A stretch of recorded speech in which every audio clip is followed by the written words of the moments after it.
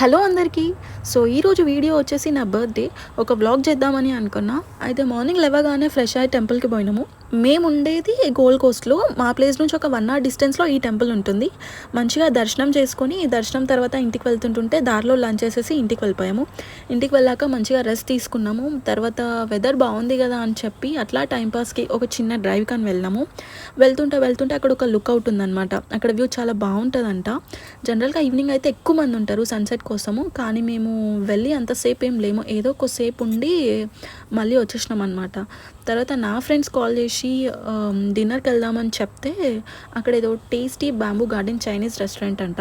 Ambience బాగానే ఉంది, కానీ ఫుడ్ మాత్రం బిలో యావరేజ్. నాకేమంతగా నచ్చలేదు.